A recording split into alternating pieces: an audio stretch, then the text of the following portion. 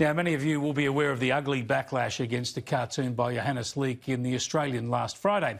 We looked at it and discussed it in Kenny on Media on Friday night. The confronting cartoon, picking up on phrases used by Joe Biden, clearly targeted the cynical use of identity politics by the Democratic candidate, a man who continues to try to exploit racial issues, who even said African Americans who don't vote for him aren't really black.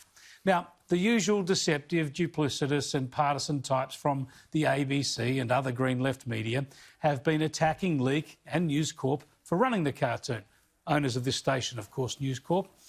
And they've been pretending that rather than calling out the ugly misuse of identity politics, it was actually a racist and sexist attack by the cartoon on Kamala Harris.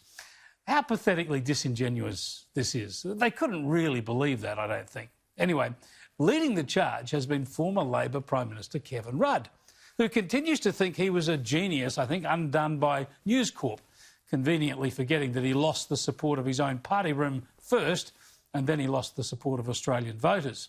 Anyway, his tweet today attacked me as well, saying I was wrong to claim Joe Biden laid out identity criteria for his choice of running mate.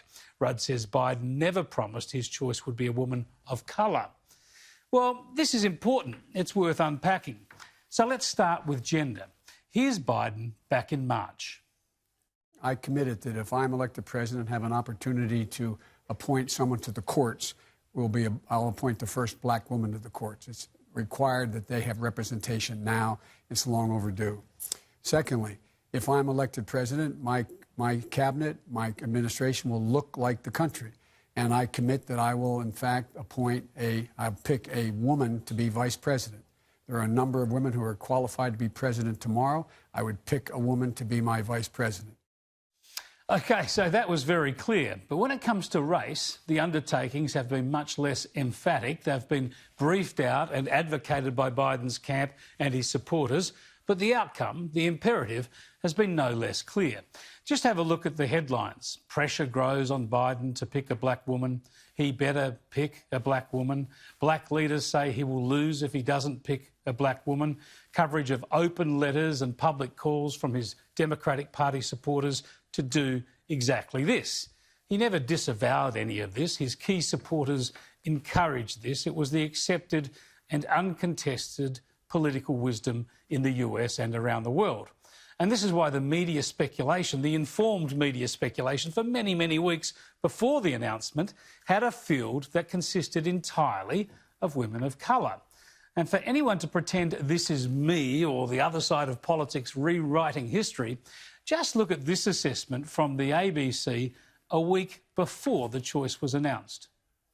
He revealed in March his Veep would be a woman, effectively ruling out a Biden-Bernie unity ticket without upsetting too many Bernie bros and perhaps neutralising some of the allegations that Biden is a little bit handsy or worse in the case of Tara Reid. Some still imagine a Biden-Warren ticket. That's not impossible, but in recent months there has been a growing expectation whoever it is will be a woman of colour. For whoever Joe Biden chooses, Chaz, I guess they can almost certainly get ready for not just the sexism that Hillary Clinton faced 4 years ago, potentially combined with a good dose of the racism Barack Obama faced as well. This is going to be tough.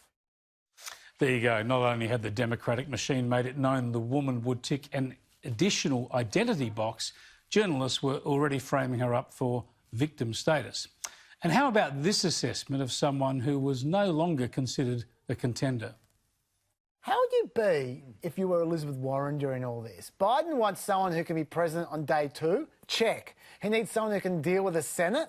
Check. We're in the worst economic crisis since the Great Depression. She's an economics professor who has spent the last 20 years coming with populist yet economically feasible ideas. Check. This is supposed to be a corona election. Her brother died of the coronavirus. Check. She ticks an enormous number of boxes, yet right now, she's more of an afterthought than Karen Bass somehow. Yeah, the boxes that she checks are not the right boxes for now, it seems. So which box do you think the ABC thought Elizabeth Warren was missing, do you think? No wonder she tried so hard to play up her flimsy links to Native American heritage back in the day. This is the ugliness of identity politics laid bare. And while we all understand Kevin Rudd's political frustrations and bitterness, he really shouldn't try to pretend that he doesn't understand all this, especially when a lot of those people cheering him on are still cranky at him for tearing down our first female Prime Minister.